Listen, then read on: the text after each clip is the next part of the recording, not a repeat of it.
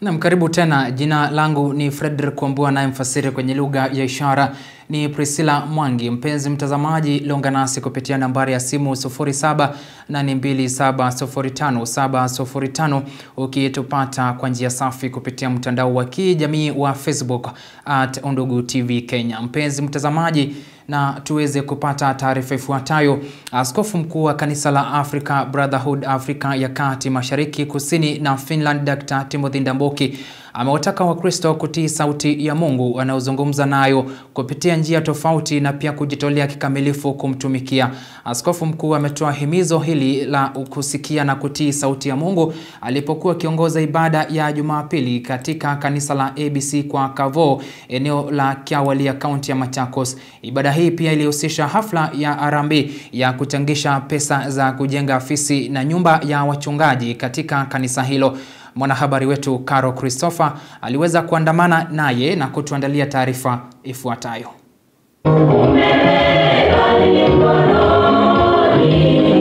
Jumapili ya 3 ya mwezi Machi mwaka 2025 imewaleta pamoja waumini kuomba na kumwabudu Mwenyezi Mungu katika kanisa la ABC kwa Kavo, eneo la Chawalia, kaunti ya Machakos. Askofu mkuu wa kanisa la Africa Brotherhood Afrika ya Kati, Mashariki, Kusini na Finland, Dr. Timothy Ndambuki akiongoza ibada hiyo amewataka Wakristo kuzidi kutii sauti ya Mwenyezi Mungu na kunyenyekea wanapoenda kanisani kuomba. Nunu kaya tumeandola humble. Hatumia from a humble servant of God akana kazi ya uongo. Kena humble background na kokelia. Katika wasia mbili wa nation liandu matewa. Katika kitabu cha Luka Mtakatifu kifungu cha 3 kuanzia mstari wa 1, maandiko matakatifu ya Mungu yakionyesha jinsi Yohana alivyotumwa na Mungu kuwahubiria watu watubu na kuokoka ili wauone ufalme wa mbinguni. Askofu mkuu Dr. Timothy Ndambuki akiwaomba Wakristo kutubu dhambi zao na kunyoosha mapito yake Mwenyezi Mungu. Atulosiye na sindu sia ulei. Sia ulei ata.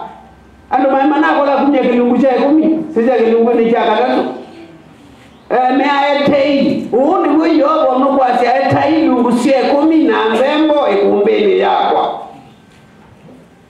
Na wala sisia batabia andu mengingo nyumu na andu matekwibwa. Aidha, askofu mkuu amehimiza kanisa kuwajumuisha watoto wadogo katika mambo tofauti ya kanisa ili kukua katika misingi ya Kikristo na kuwa viongozi wa kanisa la kesho. Iki ibwa nundu kina Sunday school. Kina nduga onengelelwa kamuti. Na nikindu cha bata muno. Kwa huu nienda umwe abafoko na mwe abubu. Kora mwe kanisa la Yesu atie is where 2 or 3 hangathad. Uruso andu atatu ni kanisa ima. Ibada ya Jumapili katika kanisa la ABC kwa Kavo siku ya leo imejumuisha hafla ya harambee ya kuchangisha pesa za kufanya miradi ya ujenzi wa ofisi na nyumba za watumishi wachungaji wa Mungu katika kanisa hilo.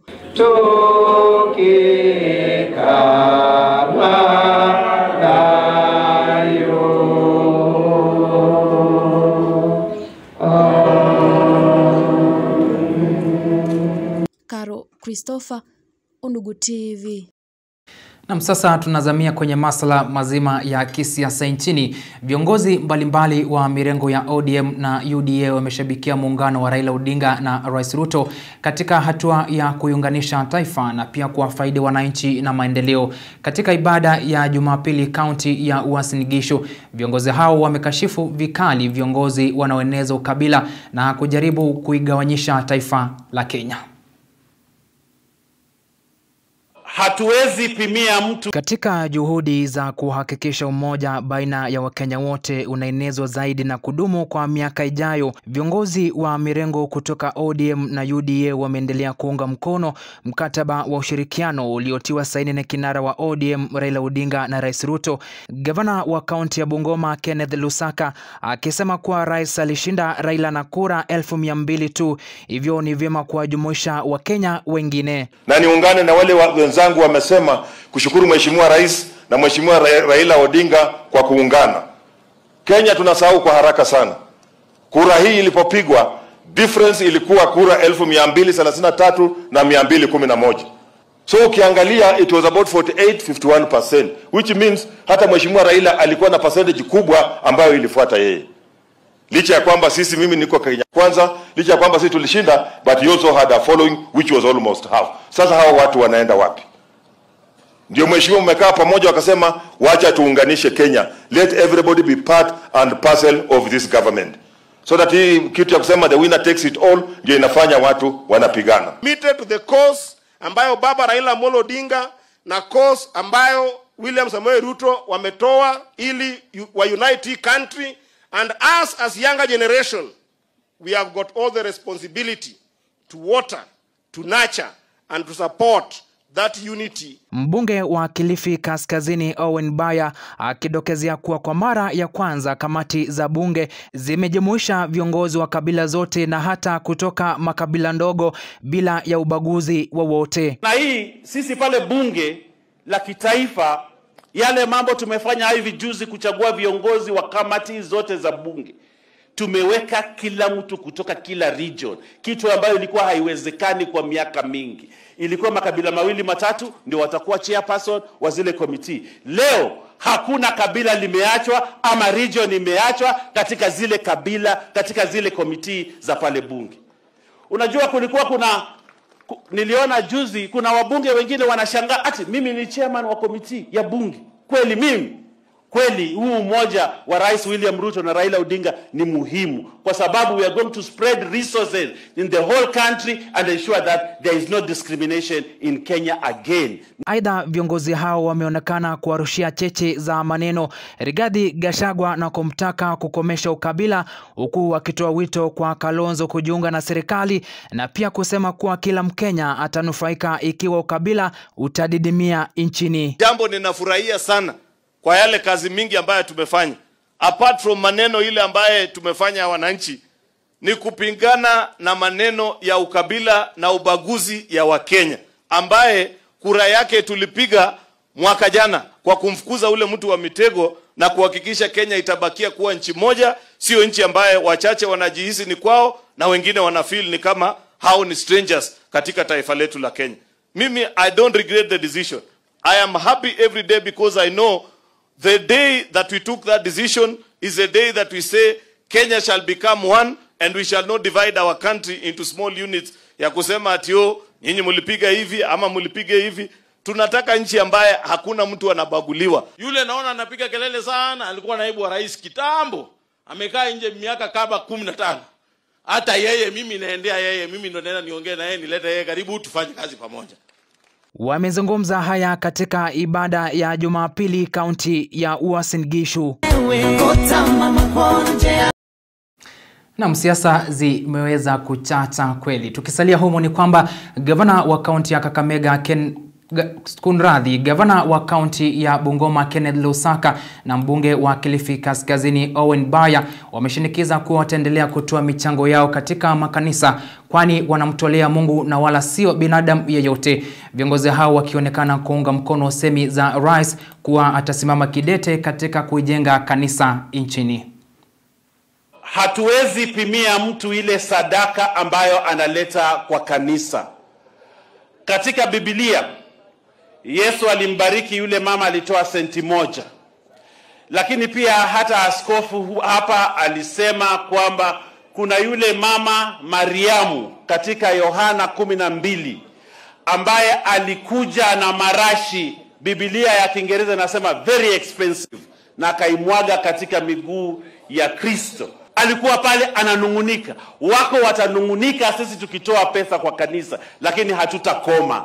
Manake wewe hujui Mungu amebariki yule mtu kiasi gani. Kwa hiyo wale ambao wanaleta uchochezi, wanaleta fitina katika maneno ya kumtolea Mungu, sisi tunawaambia washindwe. Sisi hatutoi pesa kupatia maaskofu, tunatolea Mungu kupitia kwa maaskofu.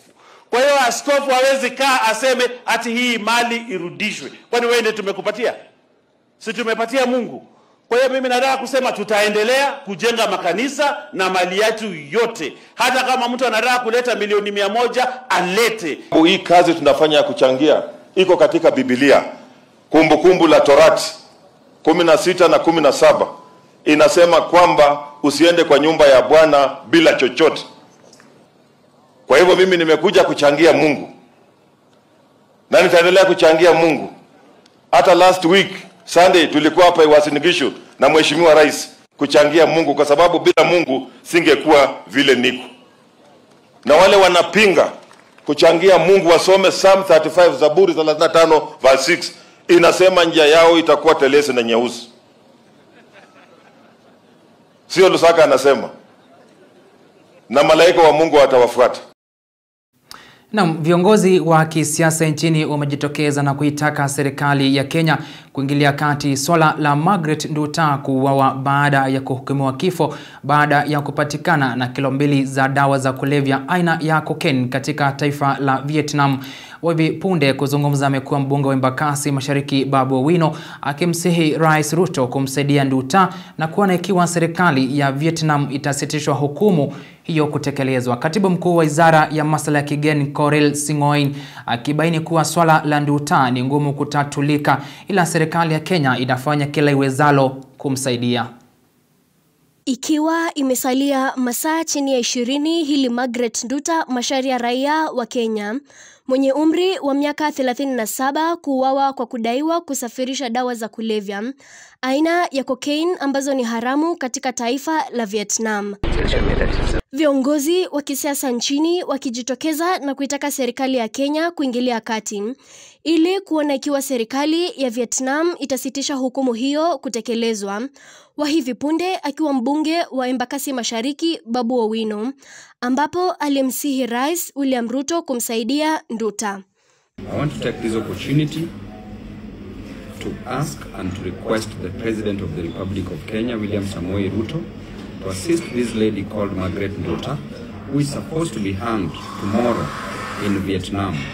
This lady did no crime. This is a lady who was at the wrong place in the wrong time. This is a lady who was misused, used and abused. This is a lady who was used to transport drugs. We should not lose a Kenyan, Mr. President.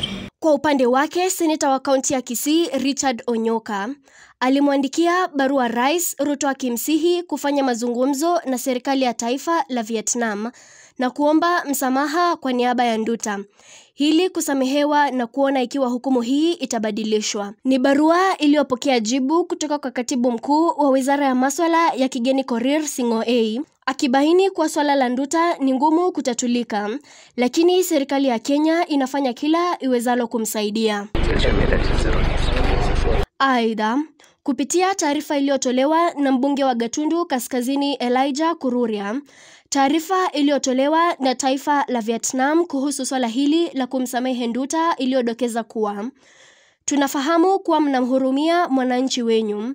Hata hivyo, msimamo wetu na sheria juu ya madawa ya kulevya na ufisadi ni kali na zinatekelezwa kikamilifu kwa kila mtu ambaye anakiuka sheria hizi, ikiwa ni pamoja na wananchi wetu wa Vietnam. Kama kiongozi wa Vietnam, siwezi kuingilia kati ya hukumu iliyotolewa na mahakama hata kwa wananchi wa taifa letu. Hii sio kuhusu uraia, ni juu ya kuwalinda watoto wetu dhidi ya dawa za kulevya. Mwisho wa nukuu. Margaret Nduta alikamatwa mwaka wa 2023 baada ya kupatikana na miadarati aina ya cocaine kilo 2 zenye thamana ya shilingi milioni 27, na baada ya kufikishwa mahakamani akahukumiwa kifo. Aidha, familia yake inashikilia kuwa Nduta hakutekeleza hayo na anatuhumiwa kiuongo. Macho yote sasa yakielekezwa serikalini na katika taifa la Vietnam kubaini matukio hayo. Mary Kyalo, Undugu TV. Na mpenzi mtazamaji, taarifa hiyo yake Margaret Nduta inanipea fursa ya kuweza kumeza mate. Mpenzi mtazamaji, nitarejea na taarifa zaidi. Longa nasi kupitia nambari ya simu 0782705705. Usiende mbali.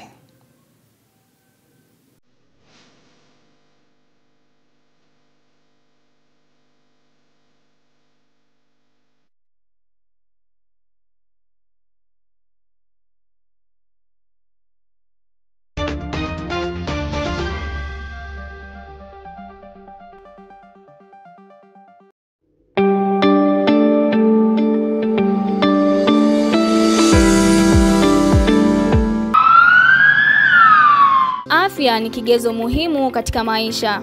Kenya is implementing a financing transition roadmap that focuses on governance, stewardship, domestic resource mobilization, program efficiency, and sector-wide integration. Afya bora ikichangia maisha bora kwa kiwango kikubwa. Universal healthcare coverage is critical for us so that each of us as Kenyans can be able to access affordable quality care. Na kwa kuwa afya ni muhimu kwa kila binadamu, and unless we take responsibility of our health, no one will do it. Ungana nasi na wataalamu mbalimbali wa afya kila siku ya Jumanne saa 12 jioni katika makala ya Undugu Leo na saa 2 jioni katika makala ya Undugu Matukio. When we come to the community, we educate them on how to use medication and also how to use nutrition.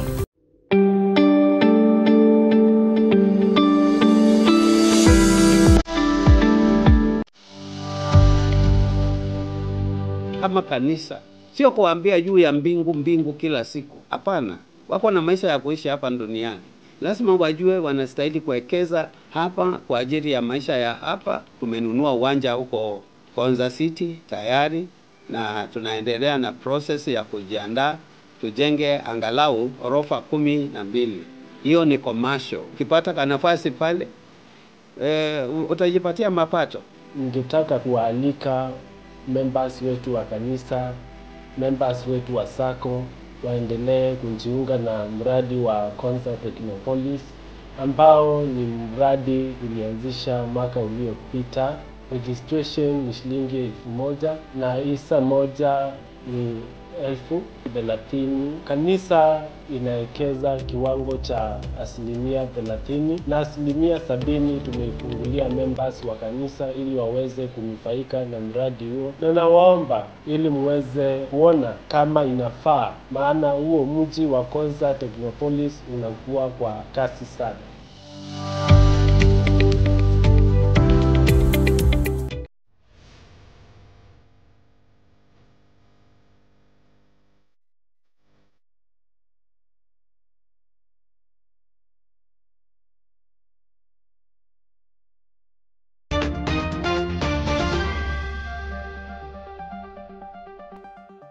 Naam, karibu mara tena. Askofu mkuu wa kanisa la ACK Jackson Ole Sapit amepiga marufuku wanasiasa kupiga siasa katika makanisa yote ya ACK nchini. Ole Sapit pia akisema kuwa michango na sadaka zinazotolewa katika makanisa hayo hazitawekwa wazi. Haya yanajia wakati ambao wanasiasa wanaonekana kutawala madhabahu kisiasa na kutoa michango mingi ya kifedha.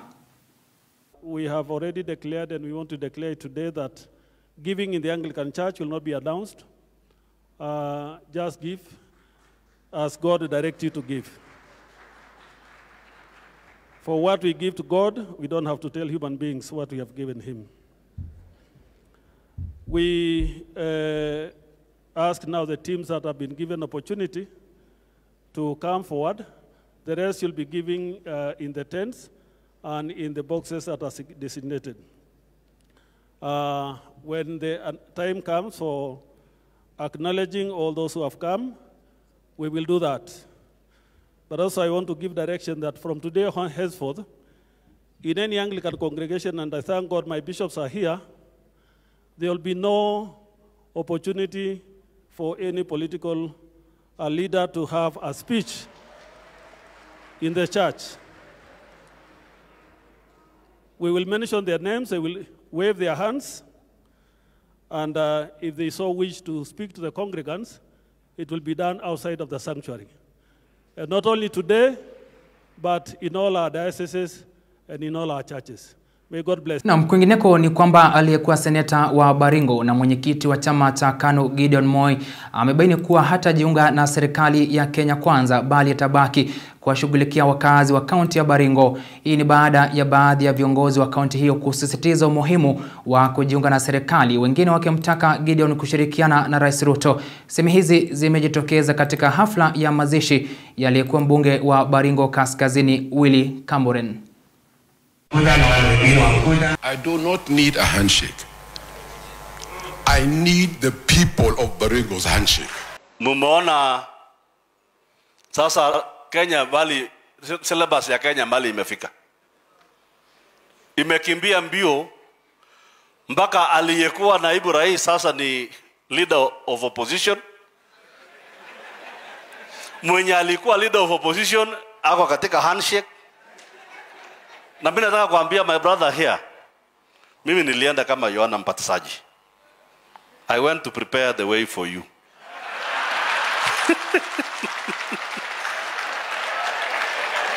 It is now your time. Na nimeangalia na nimemulika kwa hiyo miaka mbili. Karam kata wen. Karam kata. Ngoja kidogo Karam kata wen. Sasa kuja. Ile miba yote ilikuwa ndani yote walikuwa wanasema nini yote nimevunja. Kuja tukae pamoja. Na si unaona niko sawa. Kama ne hawajanifanyia kitu niko sawa, hata nimeongeza weight. Hata mnataka hii mtu aingie serikali? Mnataka Gideon aingie serikali? Hebu mnionyeshe kwa mkono. Ujaangalia, ujaona mkono. Bas, si hata yeye amesikia. Loyalty should not be confused with sycophancy. Loyalty is you are loyal to the giver, the person who can give. For now, we must be loyal to the present leadership. We must be loyal to the president. Na ukiona hata wale wajaluo vile wako loyal kwa baba. Ukikuta mtu anapenda Raila, atasema baba. Baba. Sisi hatujasema hiyo kitu baba. Mwili wa Daktari Naftali kutoka kaunti ya Embu ambaye mwili wake ulipotea baada ya kuchukuliwa na mkewe na kupeleka mahali pasipojulikana umerejeshwa katika hospitali ya rufaa ya Embu. Dr. Naftali Munene Njeru kutoka kijiji cha Munyutu, Runyenjes, Embu alifariki tarehe 8 mwezi Februari kwa ajali ya barabara iliyotokea katika kaunti ya Nakuru alipokuwa kisafiri kutoka Embu kuelekea eneo la Subukia kwa safari ya usiku akiwa na mkewe Jen Wangui. Familia ya mwenda zake imeomba serikali kuingilia swala hili kwani juhudi zao za kutaka mwili wa jamaa kufanyiwa upasuaji ili uchunguzi kufanywa na kubaini kiini cha kifo cha Munene umekuwa ukizuiliwa. Imekuwa mwezi mmoja sasa baada ya Daktari Naftali Munene kutoka kaunti ya Embu kufariki. Esther Wanja ambaye ni mamake mwenda zake akieleza jinsi mwili wa mwanawe ulifichwa na mkewe hapo awali na sasa umepatikana tena baada ya kurejeshwa katika hospitali ya rufaa ya Embu. Wanja akisema kuwa huenda kuna njama fiche kwani mkewe mwenda zake alikuwa amezuia mwili huo kufanywa upasuaji wa kubaini kilichomuua. Uli alipotea kwa mochari na sasa amepatikana. Pipi yake alikuwa amemuvicha kwa mochari ya private Chuka na akamtoa kwa Njiri. Nilimstaki kwa koti. Akatoa mwili wa daktari akauleta General Hospital Embu level 5 na alileta mwili usiku na mwili ulikuwa umeoza, umekuwa umetoka kwa ndundu. Sijui aliweka hiyo mwili wapi, sijui ni evidence gani anavicha ya kuweka mwili vibaya. Baba yake Daktari Naftali Munene akionekana kupoteza tumaini la kufanywa kwa uchunguzi huu kwani licha ya kupata amri kutoka kwa mahakama kuu ya Embu kuendeleza uchunguzi huu, hospitali ya rufaa ya Embu ilizoea, ikibaini kuwa inadai uwepo wa afisa wa idara ya upelelezi ya jinai DCI. Nilikuwa nimeamuka kotini kujua mengi kuhusu kile kinaendelea kwa ajili ya mtoto yangu, lakini sikupata hata kitu. Alafu nikaingia pande ya hospitali kujua kama mwili tutafanyia postmortem, lakini haikufanyika. Ni kwa ajili iko makaratasi niitishwa kutoka Subukia kutoka Sumbukia ili postmortem iendelee kufanyika. Nilitumwa kwa DCI na watu wa hospitali, lakini watu wa CDI wakataka kujua hiyo makaratasi iko wapi, na sikujua kama iko makaratasi nitaitishwa. Kwa hivyo hata postmortem ya leo ile nilikuwa natarajia ifanyike haikufanyika. Sasa familia hiyo inaomba msaada kutoka kwa serikali, haswa gavana wa kaunti hiyo ya Embu kuingilia kati ili kuwaruhusu kufanyia mwili wa mwanao uchunguzi na mwishowe kumzika, kwani umekuwa mwezi mmoja sasa na bado hawajafanikiwa kufanya hivyo. Mimi nataka usaidizi kutoka kwa gavana Mtito Mbarire, Mheshimiwa Karemba. Nauliza wale watu wako na nguvu kunishida. Nauliza mtu kama Sisiri Mtumbarire, gavana wangu, aingilie hii maneno ndio nione kama nitaona ukweli wa mtoto wangu. Ni kama mwezi mmoja sasa tangu nilipotaka kumzika mtoto wangu, lakini sikupata kwa ajili kwanza alipotea. Immaculate Karimi, Undugu TV. Ni afueni kwa wakazi wa eneo la Webuye Magharibi, kaunti ya Bungoma, baada ya wakfu wa Waswa kuzindua magari mawili ya wagonjwa yatakaowasaidia kutoa huduma za afya. Kulingana na mkurugenzi mkuu wa wakfu huu Joseph Waswa, hatua hii itawasaidia kusafirisha wagonjwa wanapoenda kutafuta matibabu katika maeneo tofauti. Viongozi hawa wakibaini kuwa magari haya yatatoa huduma kwa wakazi hawa bila ya malipo yoyote, na kubaini kuwa yatazuru maeneo mbalimbali ya eneo bunge hilo kutoa huduma kwa wakazi, wakiongeza kuwa wakfu huu utawasaidia wananchi kujisajili na bima ya afya ya SHA kwa kuwalipia shilingi 200 kati ya shilingi 300 zinazohitajika na serikali. Ukosefu wa magari ya kuwasafirisha wagonjwa hadi hospitalini almaarufu ambulansi unapoonekana kuathiri huduma za afya katika maeneo tofauti mwa nchi. Sasa ni afueni kwa wakazi wa Webuye Magharibi katika kaunti ya Bungoma baada ya wakfu wa Waswa kuzindua magari mawili ya wagonjwa yatakayowasaidia katika huduma za afya. Tumelaunch ambulance zetu kwa minajili ya watu wa Webuye West. Kina mama zetu, malalamishi mingi nilikuwa nasikia ambapo kina mama zetu wanapoteza maisha kwa sababu ya kutopata matibabu kiharaka.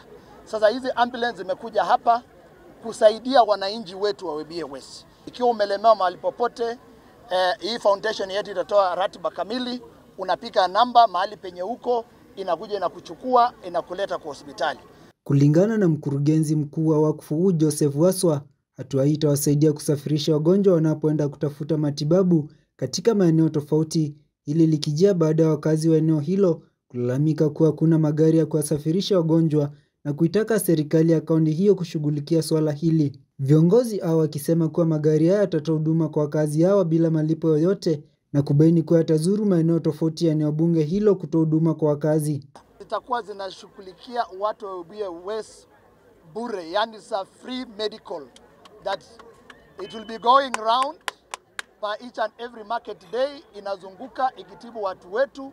Ilikuwa na medical camp, na ile kitu niliona ya kwamba inaadhiri sana watu wetu ni magonjwa haya ndogo ndogo. Kuna blood pressure, typhoid, malaria, haya magonjwa ndogo ndogo. Unajua watu wetu hawana hela.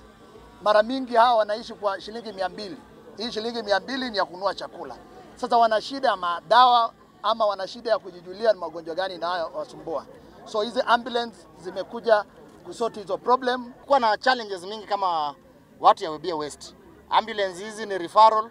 Kama umetumwa Eldoret na una pesa, piga simu, hii ambulance itakuchukua ikupeleke Eldoret. Kama umetumwa Kenyatta Hospital, piga simu, ambulance hii itakuchukua ikupeleke. Wakibaini kwa wakfu utawasaidia wananchi kujisajili na bima ya afya ya SHA kwa kuwalipia shilingi 200 kati ya shilingi 300 zinazohitajika na serikali. Tunajua ya kwamba serikali kuu ilitoa bima ya SHA na ikaambia watu ya kwamba wote wakuwe registered na shilingi 300, but sisi kama foundation tumejitolea, tutatoa shilingi 200. Hizi ambulance vile tutakuwa zinazunguka kwa masoko, wewe kama ni mwananchi wa Webuye West unaenda pale na shilingi 200, unaenda pale na shilingi 100, sisi tutakuwa tumekulipia shilingi 200, unalipa, unakuwa registered. So haya yote itakuwa inafanya matibabu ya bure. Hakuna pesa zote za kuwa zinalipa. Isaac Musyoka, Undugu TV. Mbunge wa Kitui Kusini Rachel Nyamai amemtaka Rais William Ruto kuingilia kati na kuhakikisha wakazi wa eneo lake walioathirika kutokana na ujenzi wa barabara ya Kitui Kibwezi wamefidiwa. Akizungumza katika eneo la Ardhi Kitui Kusini, mbunge huyo amesikitika kuwa kuna idadi kubwa ya wakazi wa eneo lake ambao tangu kutoa ardhi yao na nyumba zao kubomolewa ili kupisha ujenzi wa barabara hiyo hawajaifidiwa. Aidha, amedokezea kuharakishwa kwa mchakato wa kufidia kutawezesha kuimarisha maisha yao. Watu wa Kitui South, watu wa pale Kibwezi, watu wa Ikuba, watu wa Mutomo, watu wa Ikanga, watu wa Jatune, watu wa Kitui South wamengojea hii pesa ya compensation miaka mingi. Na Excellency, nataka kukuomba upatie order Engineer Ndungu ambaye amesimamia Director General wa Kena, uongeleshe watu wanaitwa National Land Commission walete pesa ya kucompensate hawa watu. Watu wamengojea, wengine wamekufa, wengine ni wagonjwa na wanalia pesa yao ya barabara ambayo hawajalipwa. Mimi naomba watu walipwe pesa yao ndio tuweze watu wakuwe na furaha. Barabara tuko nayo ni mzuri, lakini watu wanangojea compensation. Your Excellency, hii nimeleta kwa desk yako uweze hawa watu waweze kulipa. Na dakika 35 zimekatika baada ya saa 2 majira ya Afrika ya Mashariki. Mpenzi mtazamaji wa runinga ya Undugu, kufikia hapo sina la ziada na fungasha virago nikitamatisha taarifa hizi za Undugu matukio mwendo wa saa 2 siku hii ya Jumapili, na kuaga nikikutakia usiku mwema. Nimekuwa wako Fredrick Kumbua na mfasiri kwenye lugha ya ishara amekuwa ni Priscilla Mwangi. Kwa heri.